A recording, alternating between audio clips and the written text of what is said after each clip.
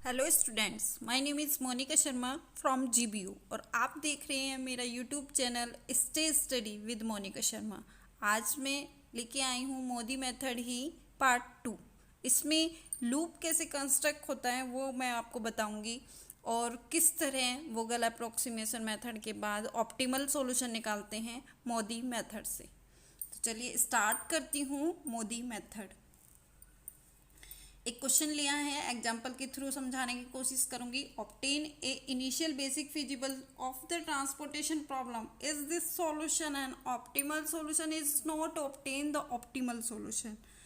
यानी कि जो भी इनिशियल बेसिक फिजिबल सॉल्यूशन के बाद जो टोटल कॉस्ट निकलेगी उसमें अगर कुछ मॉडिफाई हो सकता है मोदी मेथड से तो उससे भी मिनिमम कॉस्ट आ जाएगी मोदी मेथड से। तो आइए स्टार्ट करती हूँ।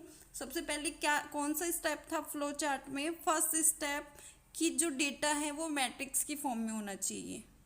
क्लियर है? सेकंड स्टेप क्या था? ए आई और बी जे इक्वल होने चाहिए। तो चेक करते हैं। 9 और 7 16, 16 और 18 34, 8 और 5 13, 13 और 7 20, 20 और 14 34 इक्वल है, बैलेंस है। थर्ड स्टेप में क्या निकालते थे? मिनिमाइजेशन है क्या? तो बिल्कुल प्रॉब्लम जो है वो मिनिमाइजेशन है। अगर मैक्सिमाइजेशन होती तो वो शो करता। फोर्थ स्टेप में क्या करेंगे? इनिशियल बेसिक फिजिबल सॉल्यूशन निकालेंगे। और किस मेथड से? वोगल्स अप्रोक्सीमेशन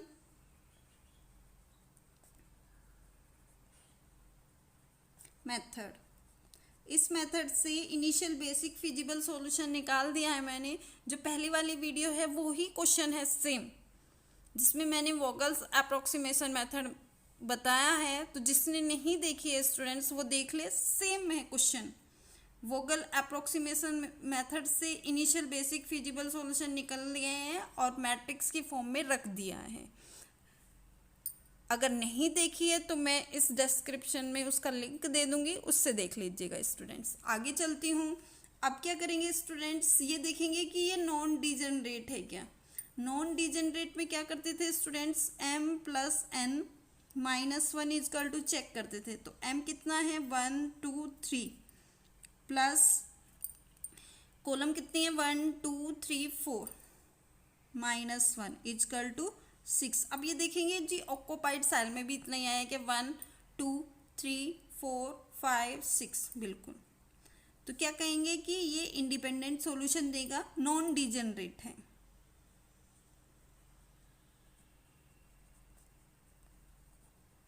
अब क्या करेंगे? यू आई और वी जे निकालेंगे। जिसमें सबसे ज़्यादा होती है उसको लेट कर लेते हैं 0 के इक्वल। अब चेक करेंगे किसमें सबसे ज़्यादा है। इसमें 2 है, इसमें 2 है, इसमें 2 1 1 1 3। तो इसको क्या लेट कर लिया है? v1 v2 v3 v4 क्या लेट कर लिया? 0। अब 0 कर लिया, मैंने डायरेक्ट बताया था ये सी आई जे की इक्वल हो जाएगा। इट मीन्स u3 की वैल्यू क्या आ जाएगी? 20, u2 की वैल्यू क्या आ जाएगी? 60 और u1 की वैल्यू क्या आ जाएगी? 10। ये वैल्यू निकल चुकी है स्टूडेंट्स, क्योंकि क्वेश्चन 15 मार्क्स में आता है तो थोड़ा शॉर्टली करेंगे। अब क्या करेंगे? We find c i j is equal to u i plus v j. किसके लिए? फॉर लिखना होगा स्टूडेंट्स, बिना लिखे काम नहीं चलेगा, कॉपी पेन के भी बिना काम नहीं चलेगा। Occupied cells. अब ये तो निकल गए स्टूडेंट्स। अब इस पे निकालेंगे 1 1। तो यानी कि C11 क्या है? U1 plus V1। वैल्यू रख देंगे। C11 19 is equal to U1 10 plus V1 की वैल्यू निकल के आ जाएगी। V1 is equal to 9। तो V1 की वैल्यू कितनी आ गई? 9। अब इसमें चेक करेंगे 3 2 यानी कि 32। C32 कितना हो जाएगा? U3 प्लस V2 कितना हो गया? -2 और माइनस माइनस प्लस 32। तो कितना आ गया स्टूडेंट्स? ये डेल इजकल टू 32। अब डायरेक्ट निकालेंगे स्टूडेंट्स। देखो डायरेक्ट निकालने का मेथड बता रही हूँ, ध्यान से सुनिए स्टूडेंट्स। जिस रो या कॉलम में है उसको ऐड कर लीजिए। U1 आ रहा है और V3 आ रहा है, इसको ऐड कर लीजिए। 10 और ये है -20, तो -10 और इसमें से इसको सब्ट्रैक्ट कर दीजिए, तो -10 माइनस माइनस क्या हो जाएगा, प्लस। तो डेल की वैल्यू क्या आ गई, 60। अब इसमें देखिए स्टूडेंट्स, सबसे पहले इन दोनों को ऐड कर लीजिए, 69, फिर इसमें से इसको माइनस कर दीजिए 1, तो डेल की वैल्यू कितनी आ गई, 1। आई होप आपको समझ आ रहा होगा। 30 है, इन दोनों को ऐड कर लीजिए, 60 और -12 कितने हो गए स्टूडेंट्स, 10 में से 2 8 और 5 में से 1। अब 30 में से 48, तो माइनस के 80, डेल की वैल्यू आ गई। अब इसी तरह ये निकाल दीजिए, 40, 20 और 9 29, 29 40 में से माइनस कर दीजिए 1 और 3 में से 2 1। इस पे आ जाइए स्टूडेंट्स, 20 में से 20 0 और ये कितना आ गया स्टूडेंट्स, 70। तो डेल की वैल्यू निगेटिव कहाँ पे आ रही है, यहाँ पे आ रही है स्टूडेंट्स। इसको इस तरह बना दीजिए फिर से, जिससे आपको क्लियर हो जाए। यहाँ पे W1 W2 W3 W4 F1 F2 F3। यहाँ पे थोड़ा ध्यान दीजिए स्टूडेंट्स, जहाँ निगेटिव है, क्योंकि इसमें से तो एक ही आ रहा है निगेटिव, कहीं पे 2 भी आ सकते हैं, कहीं पे 3 भी और कहीं पे 4 भी। जो सबसे लार्जेस्ट होगा उसको थीटा लेट करेंगे। इसमें तो एक ही है तो इसको थीटा ले लिया है। अब लूप कैसे चलेगा, किस किस में कॉस्ट है, यहाँ पे आएगा, क्योंकि इसमें 8 है। उसके बाद कहाँ पे जाएगा, 20 के पास 10 है, फिर यहाँ पे 2 और फिर यहीं पे देखो रेक्टेंगल शेप में बन गया ना स्टूडेंट्स, थीटा। यहाँ पे कितना है 8, तो 8 माइनस थीटा। फिर यहाँ पे कितना है 10, तो 10 प्लस थीटा। फिर यहाँ पे कितना है 2, तो 2 माइनस थीटा और फिर यहीं पे। तो इस तरह लूप बनाना है स्टूडेंट्स। और फिर मिनिमम देखेंगे, मिनिमम थीटा कहाँ पे निकल के आएगा। निगेटिव नहीं लेंगे स्टूडेंट्स, यहाँ पे 8 आ रही है वैल्यू, यहाँ पे 2 आ रही है, तो मिनिमम क्या होगी 2, क्योंकि थीटा -2 इजकल टू 0। थीटा की वैल्यू क्या आ गई 2, तो मिनिमम 2 आ गई। तो इट मीन्स यहाँ पे क्या हो गया 2, 8 माइनस 2 यहाँ पे क्या आ गई 6, 10 प्लस 2 यहाँ पे कितनी आ गई 12 और यहाँ पे कैंसिल हो गई 0 आ गई, जो शो नहीं करेंगे। अब बनाएंगे फिर से,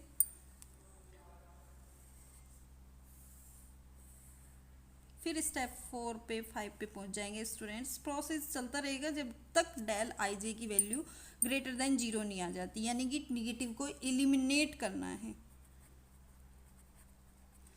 F1 F2 F3 रख देंगे स्टूडेंट्स। ये कितना है 19 30 50 10।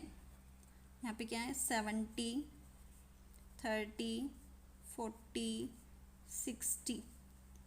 फिर यहाँ पे क्या है 48 70 और 20। क्या है यहाँ पे 5 ही थे स्टूडेंट्स, तो 5, यहाँ पे 2, यहाँ पे 7, क्योंकि जिसको नहीं कुछ किया है उसको एज इट इज़ रखेंगे, जिसको टच ही नहीं किया है स्टूडेंट्स तो उसको तो एज इट इज़ रखेंगे।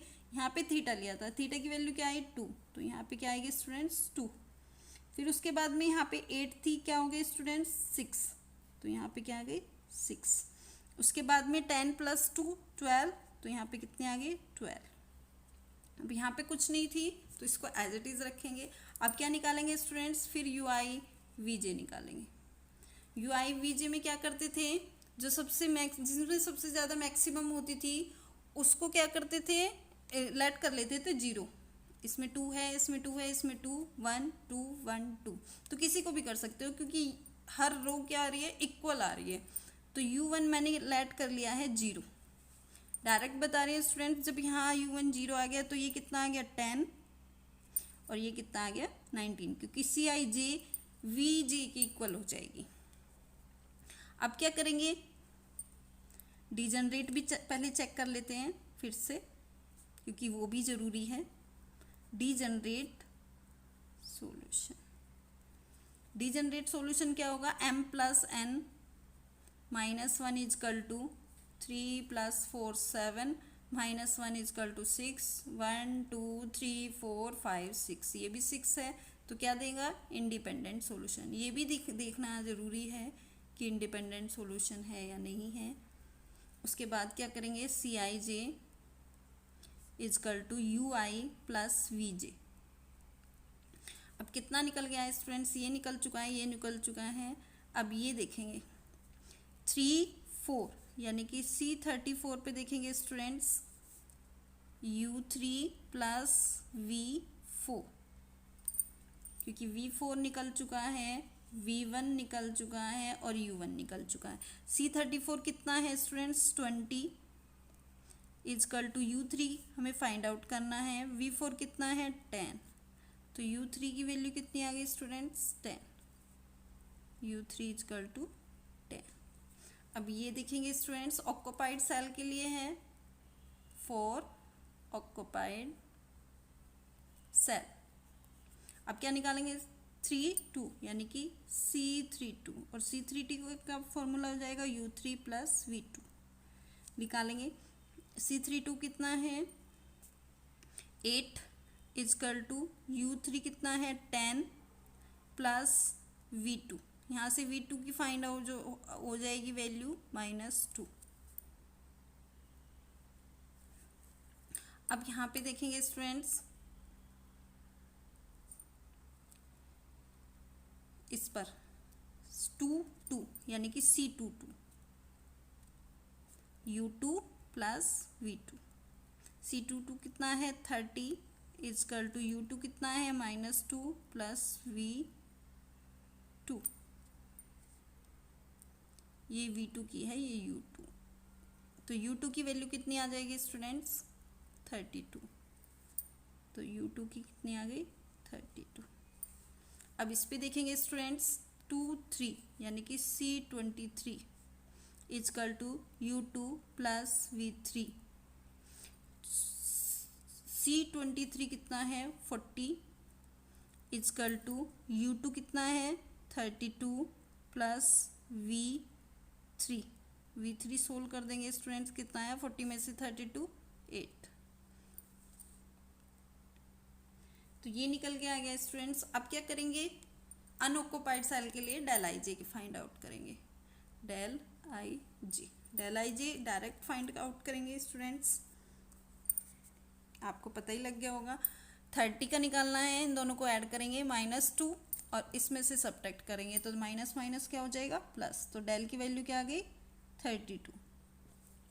50 है, सबसे पहले इन दोनों को ऐड करेंगे 8 और इसमें से सब्ट्रैक्ट कर देंगे, 50 में से 8 सब्ट्रैक्ट होगा 42, डेल की वैल्यू क्या आ गई 42। अब इस पे आ जाइए स्टूडेंट्स 70, 32 और 19 को ऐड करेंगे, 9 और 2 11, 3 1 4 और 5 और इसमें से सब्ट्रैक्ट करेंगे, 10 में से 1 9, 6 में से 5 1, तो डेल की वैल्यू क्या आ गई 19।